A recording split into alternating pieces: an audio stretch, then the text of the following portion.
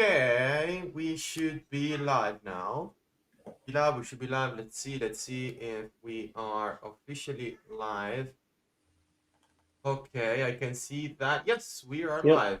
Yeah, we're live. We're live. So first of all, sorry guys for this inconvenience, but we don't know why Streamlabs or the software we are using for doing the streams today decided to act weird. So it actually crashed already 3 times during the countdown.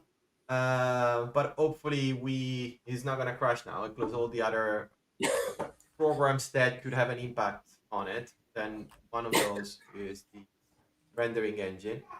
Let me see if because I see on stream. Please write it in the chat if you can hear us, if you can see us, if you can hear me, if you can hear Brian, if you can hear Davide. Just let us know if everything looks as it should. Because here today the software is It not behaving as it should. I mean, as it's looks supposed like to. Soul says that he can hear us, so I think we're probably pretty good. Yeah, should be fine, right? I can see and hear you. Okay, good. Yeah, because it's also weird because usually when I'm running on Streamlabs, I can also see from the Streamlabs panel the chat, where everyone is commenting and I can see straight away within the Streamlabs. But now it's Oh, not working on YouTube though. Let me double check on YouTube what's going on there. Actually,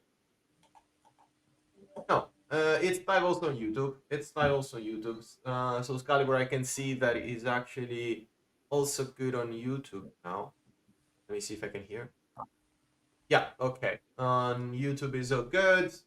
Twitch is all good. Okay. Damn. Never a dull moment, huh? Every time we do this kind of streams, every single time something happened. Oh. Last time we had all the issue with the mics. This time we don't have any issue with mics. But I think we're good to go. So shall we kick it off? sounds good to me. Sounds good to me. Davide, ready to kick off? Shall we start? Ready. I'm ready. Okay, so guys, again, as always, we had some troubles in the technical side of the stream, but this is the beauty of going live. Having said that, welcome again to the KMON Show. Today, I think today is more about how can I say, a bit of a retrospective of, since the last time that we had a KMON Show that actually was the Global Game Night Finals, where we had a very nice agenda. Today is more a little bit of retrospective and also give you some infos that are going to turn pretty useful in the next month. So to start, I think looking backwards to start at the retrospective, I mean, we asked ourselves, okay, what we're going to talk about. And I think there are two major things that the people are curious about is how is it going with the free-to-play, first of all, and what does it impacted and how the game will change also after the free-to-play release. And then definitely something that Brian will need to address is what's going on with the breeding. All those new ultras, Brian. Can you please stop cheating the game to make your breed better? Thankfully, I have enough fingers to count them. So, No, so if we look at, so first of all, let's, and also as you can see there today, sorry, I forgot about it, but also it's not just me and Brian today, we actually also have Davide. So you guys can maybe get a sort of I mean, by Davide being here is already a spoiler of what we're going to, Discuss. touch base later during the stream. But if we look, let's kick it off about the, free to play. So I just want to give this as an info to everyone on the community how the free to play is going. On one hand, the free to play is doing great, guys. We had during just the May of month, I think since the launch of free to play, so it's like a month and a week ago, we already exceeded, I think, almost 30,000 free to play Cryptomon, aka starters, being generated. And we had got almost 10,000 new players coming in. So this for us is like huge. I mean, usually before the free-to-play release, we were growing on a rhythm of, I think, 10, 15 new players a day. Now we're growing on an average of 300, 400 new players a day. So this is amazing. But of course, there's always but.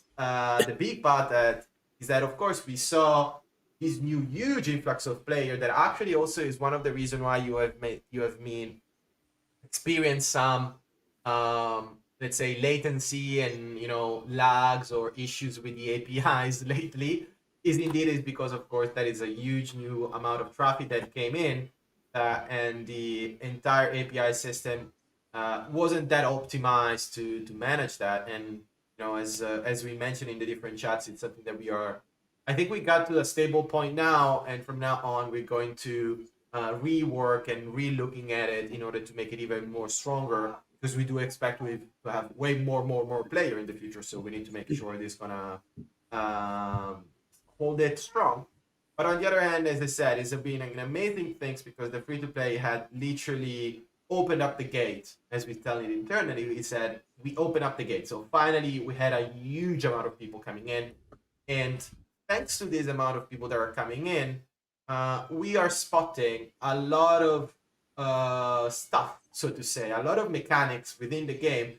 Not really about the mechanics in itself, but I think more about the user experience on those mechanics, that once you go to a more broader audience, because you guys, especially those that are with us since the beginning, you know the game probably better than me, you know the game better than Brian most of the time, definitely, because you're challenging him and sometimes I see him like struggling. But new players and mainstream players are not that into the game yet. So, and we realize that when they start the game is not yet welcoming for them. It's a little bit too difficult, and sometimes the user experience is not straightforward, and therefore they get scared. So indeed, we got a lot of like 10,000 new players registering and starting creating their first free-to-play crypto months and starting to play the game. But then we saw that a good chunk of them actually like slow down in their gameplay. Some of them even stopped after they lose the first or the second battle in story challenge. So all those data points, all those information are actually golden for us, because now we are finally capable to spot, all the different pain points like Tamagotchi. And this is something that Brian is also, he's adding on agenda, the fact that, you need to, spending a lot of time, or you have kids like Brian that, that do the Tamagotchi for you. I mean, mine is too young yet to do the Tamagotchi part for me. But Brian, like, would you like to share a bit, what are the first things, the low-hanging fruit that we already, that people will see in the upcoming patch that also are going to, I mean, definitely are more towards free-to-play user to make their life starting the game not as a Dark Soul, like a Soul game. So we wanted to make it a little bit easier in the beginnings, but also it's going to have an impact on the other players. So what's going to be a bit the upcoming patch? Yeah. So I think sort of what you said is that we have been building a game where most of all of our players have been with us since pretty much the beginning. A lot of them were here when there was no battles, and they had already trained their Cryptomon up to level 50. And so most of them have been enjoying what we would consider end game content. And so obviously most games design around end game content. And so that's where we started. But now that we've started onboarding new players that are not really familiar with our ecosystem, we have been finding in some of our analytics data that we can do some things to help sort of improve the experience of new players and get them sort of hooked onto the game, so that way we can retain them and they continue to stay and play. So a few of the sort of major changes are focused around engagement in the game. So right now with the training mechanics, you kind of can either train or you can play, and you can't do both at the same time. And so one of the first changes that we're making is basically now you'll be able to care for your Cryptomon, so you can give them food and caring items and health items while they're training. And you'll also be able to battle moving forward with them training as well. So training becomes sort of like a secondary mechanic that helps you sort of get your Cryptomon to be stronger. And then basically the battles are obviously the most fun part in a battle game. To add to that, we've also obviously are aware of like the long lead time up to get to level 50, which is obviously where most players are trying to get to. With a lot of the game night stuff, differences in levels become pretty apparent, and so we're going to basically be focusing on making it a little bit smoother and quicker for players to get towards the end game content. So one of the other changes we're going to be making is that in the dojo, you'll still get your 5 training tickets for your first 5 wins, but then you'll also be able to earn unlimited training tickets for continuing to battle. So it gives players kind of a way to kind of grind out tickets and do their training. We are also discussing a few things like sort of scaling back on the amount of time training takes. Obviously, training is an important mechanic, and we don't want to sort of take it away completely. But we are looking at some options to basically make it a little bit easier to train. And we are also, I don't believe it'll be in the next patch, but in an upcoming patch, we're going to add local notifications. So if you're playing on mobile, the app will tell you when your trainings are finished. So you no longer have to sit in game and wait for the trainings to finish. You'll be able to kind of close the app, go about your day, and then get a notification that your trainings were done, and you can go back in and train them again. So a lot of the stuff that we're working on is really focused around how do we bring new players into the ecosystem, get them engaged, give them fun stuff to play. We are also working on a few things to make Story Challenge only accessible when you're a little bit higher level. One of the things, like Umberto mentioned, that we found is that some of the players try Story Challenge, and if you're playing Story Challenge at level 0, you're pretty much going to get wrecked. So we're looking at some ways where basically new players won't be able to engage in Story Challenge until maybe level 5 or 10, where they're a little bit better in a better position in order to battle. But I think that a lot of this stuff is all very, like I said, very, very common when it comes to building games.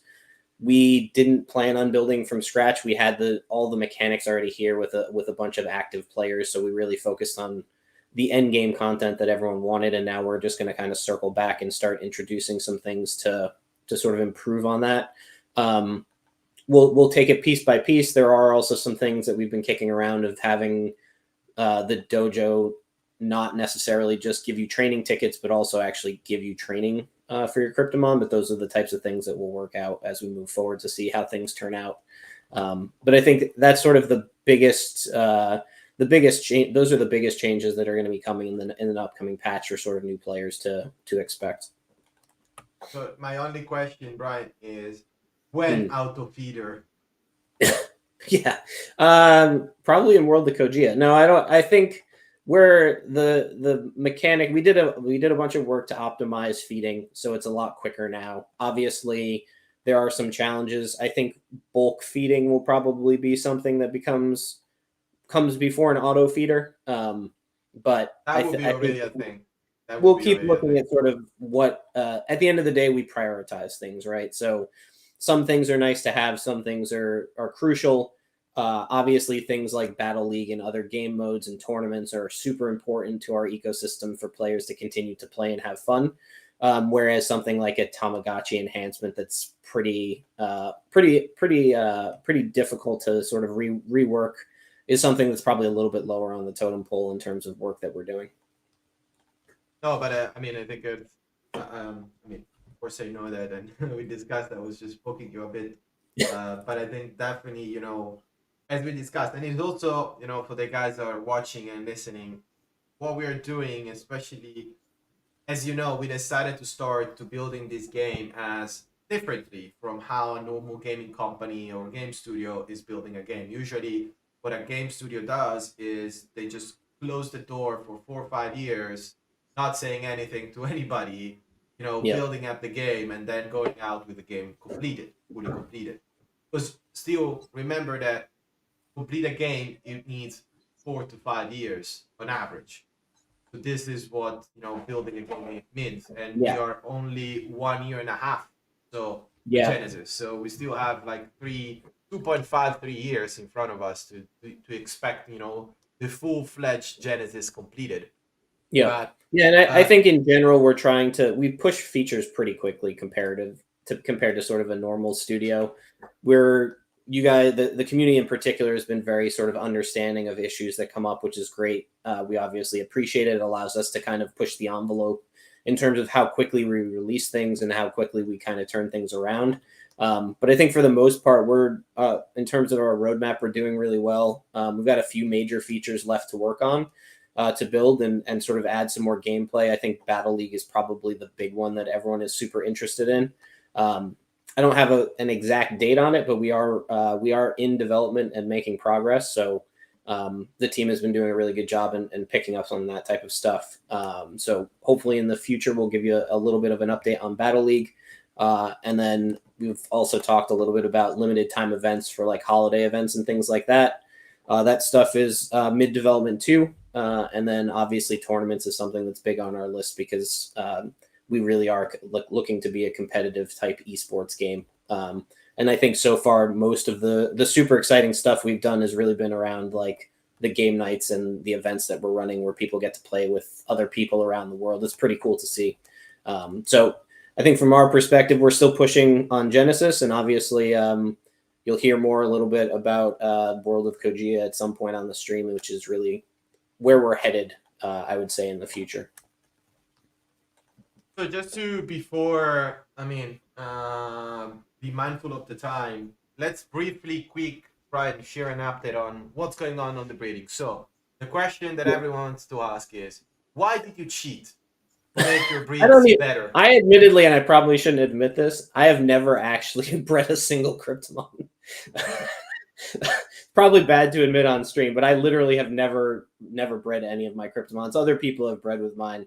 I just kind of sit there. I have too much stuff to do to go through and figure out all the math. So Brian, guys, you can call Brian the Cryptomon's pimp from now on because he let other people breed with his own Cryptomons. Exactly. He makes money from his Cryptomon breeds. I did it before. I haven't had anyone breed in a while, probably because my prices are too high. Who knows? But we had an issue, obviously, with breeding going live. There were a number of factors that went into it. We ran lots of simulations in order to vet breeding. Part of the challenge is when you're working with sort of mechanics around probability, you have to really understand the population and how many simulations you have to run. We had a bug in the simulation engine where we were using 20% instead of 20 points. So obviously we went live with 20 points instead of 20%. And so a lot of our simulations were off there. And then one of the things I wanted to do is take a little bit more time since we turned it off to basically really understand the impact of breeding. And so we've expanded our simulation engine. And instead of just running a couple hundred breeds with different pairs, we're running millions of breeds just to see sort of what the limits are in terms of like 90% of the time you're going to get a Cryptomon at this power with this breeding pair. And then outside of those ranges, making sure that they sort of fit within the game mechanics. I think one thing that people also don't quite understand is that with the compression that we do, the ranges on very high level Cryptomon have very little impact on game balance. So from our perspective, we have full control over handling. If we need to add more high level compression, it's relatively straightforward to do. We'll obviously keep the game in balance all the time. We're finishing up our work now on the breeding simulations, and I expect to have the team sort of implement them at some point, probably end of this week, early next week in test. We'll run some tests live just to make sure that everything looks good, and then we'll schedule to bring breeding back online. But we are taking into account some of the feedback from the community. We're going to probably be doing something like scaling down the benefit as the generation gets higher. So we had a flat benefit across the board for all generations. Most likely we're going to basically scale from Gen 0 have the highest, obviously, because they're the most rare and we're supposed to be the best for breeding. And then as the generations increase, the amount of guaranteed positive mutation will end up decreasing. So I think that'll add a little bit more balance to it. And then obviously not worrying about the 20%, 20 points will definitely help the problem. So we'll get it sorted out, and then we'll get it live and move forward from there. That's cool. Yeah, no, because at the end of the day, as you know, guys, I mean, every time everything that we do it for improving the overall experience of players and the overall economy. And I do expect, for example, now this is an update of breeding, but I don't exclude that maybe in 1 year, 2 years from now, we will do another round, because we need to adjust ourselves. We need to adjust the economy as the game progress, as new players coming in, as mechanics are changing, as the world is changing, and we do adjust everything. And as you know, especially for us being in any case a startup, when you do release something, there is the high probability that sometimes you get bugs, such as this one. We are actually pretty good in not having very critical bugs or something like that, but it's part of the game. I was discussing this, and I always said, I mean, if CD Projekt Red can fuck it up, spending 300 million in building Cyberpunk, I think it's also fair for us to have some bugs here and there. Or also, I remember when Ubisoft released Assassin's Creed Unity, and it was literally unplayable on PC. Can't literally move the character, and the entire world was starting lagging. And that was a AAA game sold for $70 each from the biggest game publisher. So it's pretty fair. It's nothing common. But as you know, we always trying to make the things for the better. And when bugs happen, as Brian said, and as Brian actually immediately did, we shut down the breeding, we pause it, and we said, okay, guys, we go back to the design board, we go back to simulation testing. We will get back with you once everything is solved and fixed. So then let's move to the next. Let's close this block of the stream of the show, where we it's more like, as we said, a little bit of retro on the last month and a half. And now let's look what's going to happen. I think we have a major, if we're looking in June, actually, we're going to have two major release across all the different patches that Brian just mentioned. There's going to be two major things that actually are coming, both from the bottom up, both looking forward from the communities. And let's start with the first one. And to introduce the first one, I will pass the stage to Davide. It's going to be his Beyonce moment. So Davide, you can start unwaving your hairs and start singing and moving your hands and dancing. Actually, Davide can't dance. He just got a surgery to his knees. So very difficult. Over his suit.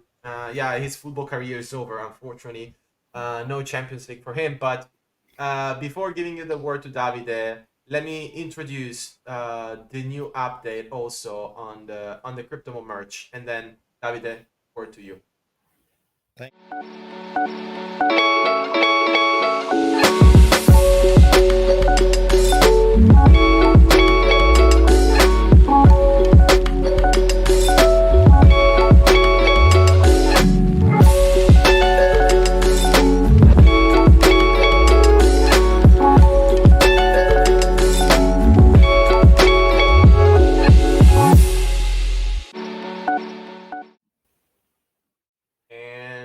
We are back. So thank you, Umberto, and good morning, good afternoon, good evening. We are everywhere to all of you guys. Indeed, my knee is injured, but my team, Inter Milan, is in final of Champions League, so I will enjoy that. So as you saw in the video, a new chapter of merchandising is starting. After the first chapter we did last year, the NFT Entre Club edition, with the concept of the patch that we all love, and we will continue to evolve. Now, and Umberto is already showing it, we are, based also on feedback we got from you, input we got from everyone, we are ready with a new chapter that we call KMON Unique. So the idea is that each CryptoMon owners can create his own merchandise. He can flash with it, and he can enjoy his t-shirt, his sweatshirt, and hoodies. So a lot of different products. The idea is that you go into the trainer hub, you go into the, I'm looking at Umberto very proud, you go into the shop. No, I'm actually modeling, yes. Actually, if everything goes wrong, I can start modeling, like. Exactly. So is in the trainer hub, you go in the shop, and then there is a merchandise area where you can select your Cryptomon. You can put your Cryptomon on the item you prefer, and voila, you can create your unique item and flash with it. So we decided to start with a t-shirt, a hoodie, and surprise, surprise, also, as some of us are parents and a lot of our kids enjoy the Cryptomon, we decided also to add a t-shirt for our kids. So get ready. We are launching and starting the sales the 1st of June. And also based on the experience we had before, we managed to implement a system that will allow us to deliver the product in maximum in around 20 days. So from the day you order to the day you receive the product will be around 20 days, which is very good and impressive considering that each item is unique.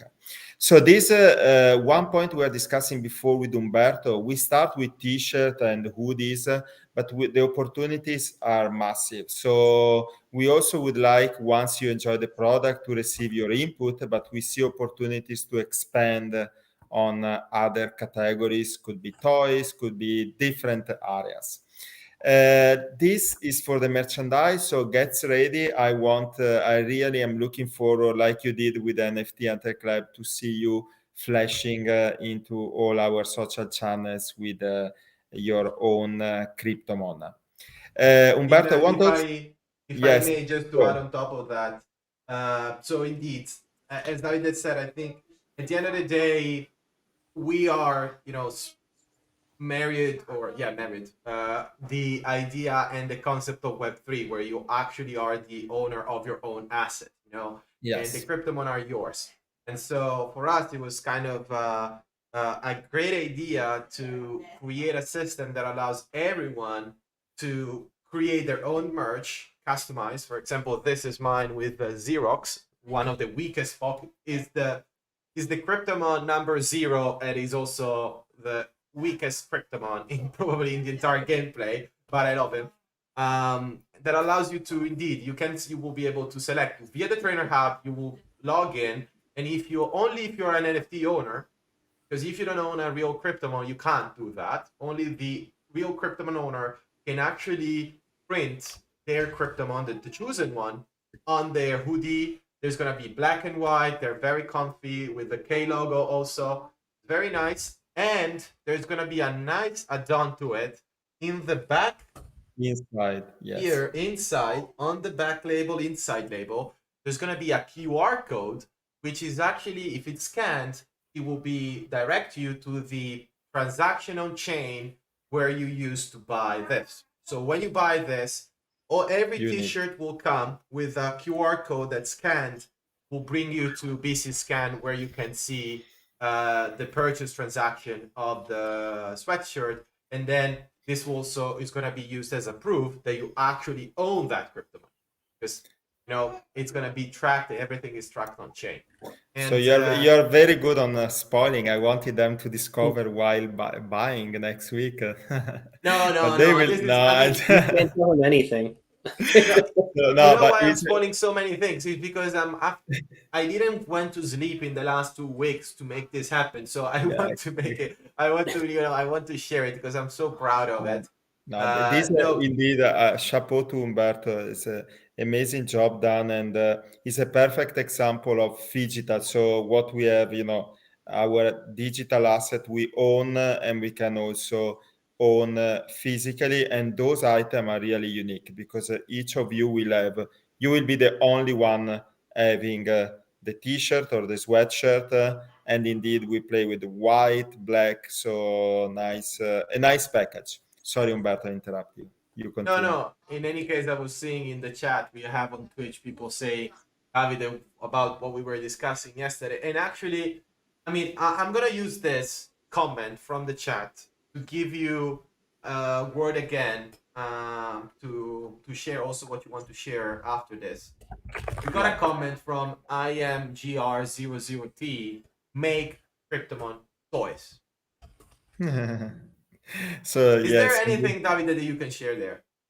yeah, so very good input on crypto and toys. So what we are doing is, on top of merchandising, we strongly believe we need to build a franchisee around Cryptomon to get a global and visual brand.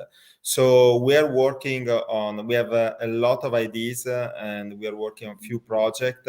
Toys indeed is an opportunity. Another one could be games card, for example. So we are working on few projects and we keep you Games tuned. card. So we don't want to spoil too much, but our goal is to build to make KMON a strong brand globally. The game is our core, and then we want to build a strong franchisee around that, merchandising, toys, games card. So if you have any ideas, please, we will be very happy to get your input because here together we are building a very cool brand in future. Thank you, Davide. Thank you very much. And indeed, so guys, as always, if you have like this one, if you have any idea of merch or anything that you think it could be, interesting, if you have also expertise in a specific industry, if you also have connection maybe in a specific industry, and you think could be a next step or it could be an interesting project for us to test, as you know, we are always open for testing. So just let us know. Let us know. We will take it. We will analyze it. We will see. And then most of the time, those ideas are actually going through. Like this merch is actually coming from the community and from the early days. So now, yeah. So if I can build on these very important points you touched, then I close. I really would like indeed there are no stupid input. I would like to receive your ideas, your input.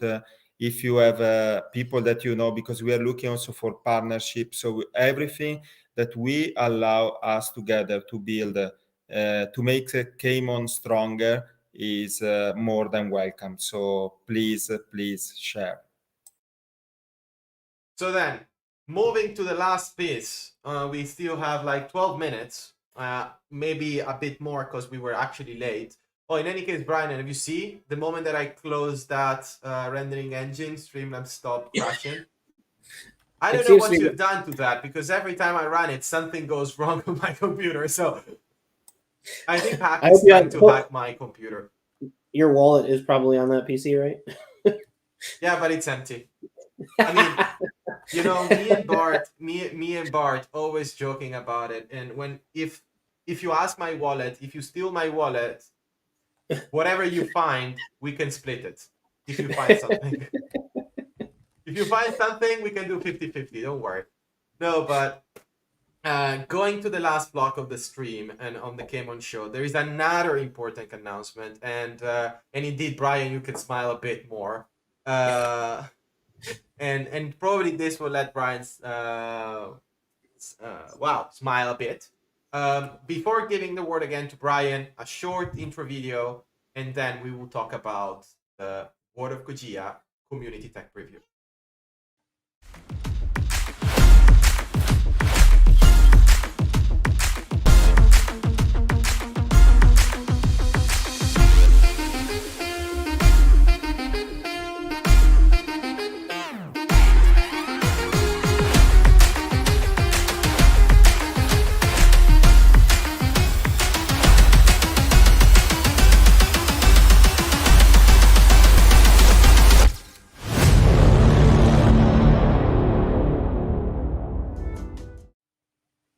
Ole! So now it's out. We said that what they have to do, actually the whitelisting will open straight after the stream, guys. But Brian, now is your Beyonce moment. Oh, jeez. I'm a single lady. You want me to dance too? I don't think so. So I think for anyone who was on our streams previously, especially on the Dev Fireside, we teased an upcoming event series we're calling the World of Kojia Community Previews. So obviously, the way that we build games and whatnot is we don't want to take time and go into hiding for 3 years and build and then come back out and release a game, because I think one of the things that's super important is to get feedback from the community, understand what they do and don't like, things that they've seen in other games. We've gotten a lot of good feedback from the community on the things that we could do to improve some of our other games. And so what we're trying to do with this community preview series is really to give folks access to the world in bits and pieces, and to focus on specific pieces of functionality in the game. So MMOs, for those of you who have played them, are huge. They have tons of content, different things you can do, activities. And so we're going to be using these community previews as a way to test out key features in the game. So the first one that's coming up in, as you saw at the beginning of June, is basically our quest preview. And so it's really focused on testing the quest mechanics, the quest functionality within the game. And you'll be able to sort of run through a sample quest line in our first region, Bosco Valley. You've probably seen some of the videos. It's the grass region. As we start doing more previews, we'll probably introduce other regions. Some of them will never get seen during a preview, and we'll save them for later. But this is sort of our first attempt at the community preview. One thing that will be common amongst all of the previews is basically that you'll be rewarded for participating. So as Umberto mentioned, we're going to do a whitelist. For the whitelisting activity, you're just going to have to do some sort of typical stuff that we've asked, I think, in the past, share posts on social media, that type of stuff. Yeah, we'll give the detail later. You don't know that. So we'll provide the details on how you go about getting whitelisted.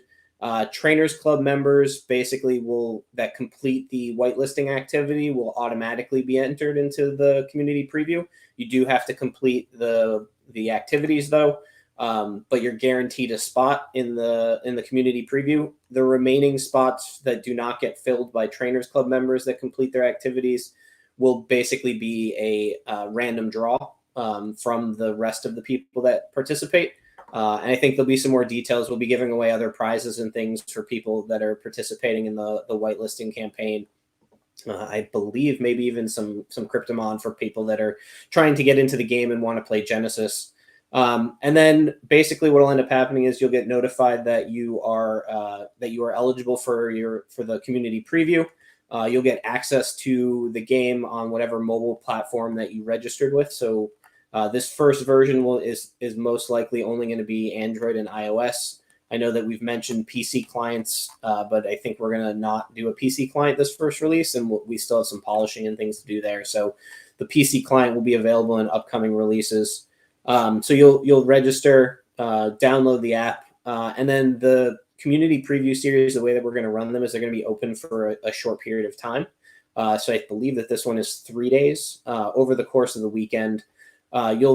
You'll be given an activity in every community preview series. That is how we determine the reward that you have for participating. So in this first one, there's a quest line that you'll complete that you get at the start.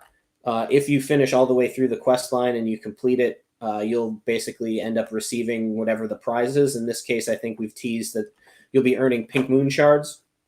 So pink moon shards, one of the interesting things being obviously in Web3 is we have the ability to kind of create very interesting, unique, limited items that players can buy, sell, trade, that type of stuff. The community previews will all reward pink moon shards, plus also potentially in the future some additional materials that you need to craft items. The shards and any unique materials that get issued during the previews will be used in our on-chain crafting system. So obviously in Genesis, you can craft armor, you can craft and upgrade different power boosts. The shards will be used in that same capacity. You'll be able to take your shards and create very unique and limited edition items. If you can imagine, we're limiting people, the number of people in the events. So the number of shards are going to be pretty limited. And so whatever you can craft with them is going to be pretty rare when the game launches. The idea is that you'll be able to craft them when we open up the game for open beta. It can be anything from player cosmetics, very unique things that you'll never be able to find anywhere else, potentially some armor or accessories for your Cryptomon, maybe some stuff related to riding your Cryptomon as a mount. So the idea is that we'll be creating sort of a unique list of things that you can only get as part of these previews. So you're definitely not going to want to miss it. Participate as much as you can. This first one is going to be a little bit smaller than probably some of the future ones. So it's pretty limited in spots. Once we get to a point where we've done a few of them, we'll start increasing the number of players that can participate. I forget, I don't know if we posted how many. I think it's like 1,000 spots for this first one. Something like that. Yeah, I'll tell the rules. Don't worry. Yeah.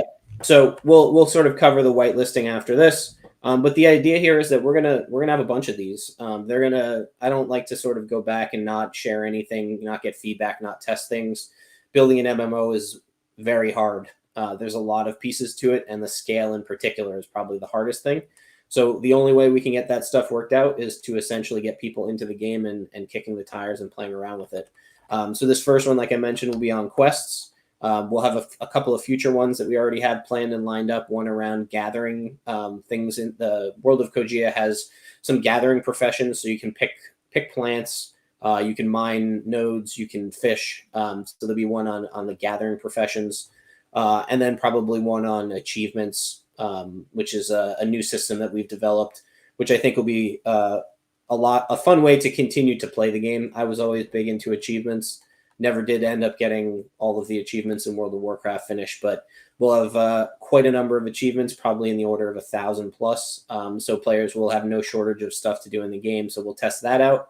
And then after that, we're going to really shift gears and focus on battle. So I mentioned a little bit about the battle system in the last Dev Fireside. We've already started development, and things are going pretty well. Once we have something that's stable, we'll do sort of a community preview around the battle mechanics, and then I have some super fun ideas for some additional testing I want to do on the battle mechanics. Maybe a little bit of world PvP where you have to kill your friends, and maybe a little bit of dungeon stuff. So I think we'll start to ramp up in the features, and then we'll go from there. But this is a way for you to kind of get a sneak peek at what we're building. I would venture to guess there's almost nothing like it, especially in Web3 gaming. So you definitely don't want to miss it. This is Brian flexing. I mean, we have to do something, right? But you won't find too many mobile MMOs, let alone MMOs of this size.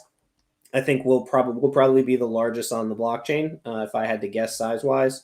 So we're really just going to focus on making a fun, enjoyable game to play.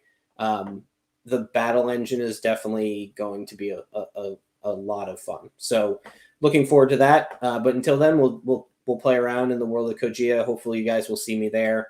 I'll be the guy flying around with super speed while all of you guys are running at normal speed.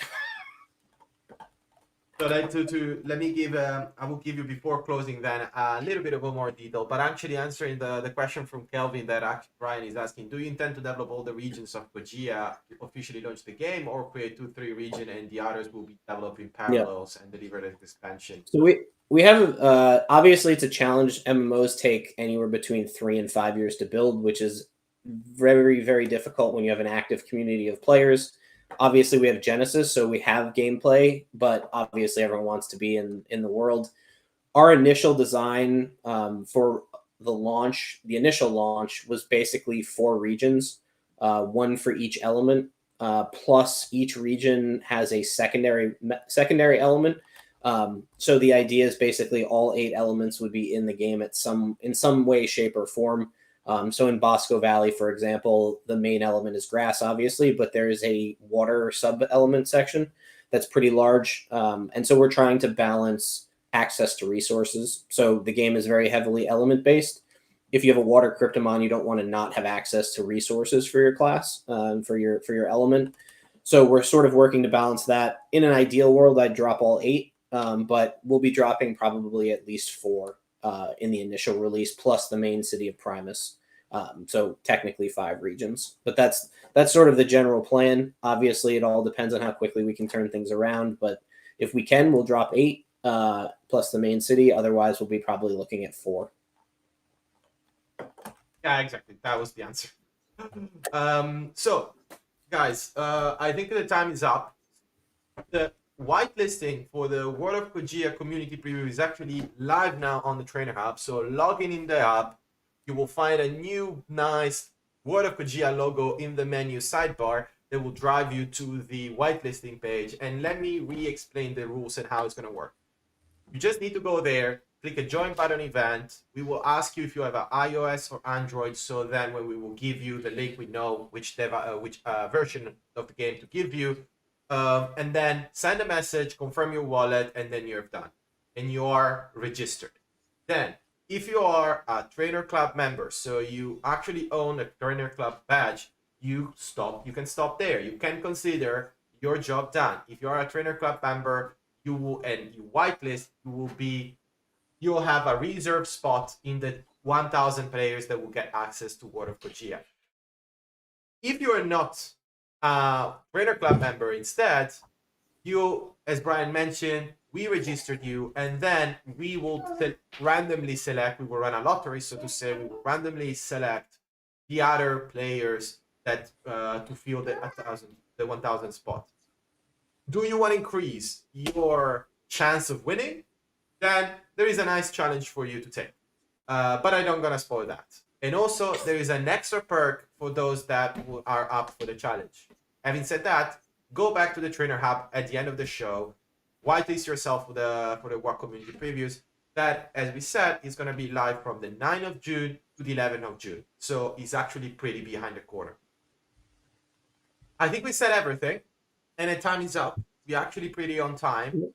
So I would say, guys, thank you very much for being with us, to bear with us, to have to deal with Brian, to give Brian his, let's say, dose of love that he needs on a monthly basis from you guys, because you wrecked him. You kind of bullying Brian on Telegram, but when Brian is live on a show, you're always sharing lots of love for him. Thank you, because otherwise I have to. I'm just not going to show up unless I'm on stream. Maybe people will be nice. You don't know, guys. Every time you bully Brian on the chat on the group, he texts me, and I have to say, no, it's okay. They're not bad. They're good. You're good. So please be more gentle with him. I need to take care of him, of his mental health. But joking aside, thank you very much for being with us. Hopefully we will see a lot of you in World of Kojia Community Preview. And as always, don't forget, on the 1st of June, you can finally get your own personalized and unique merch. Thank you, guys, and have a great day.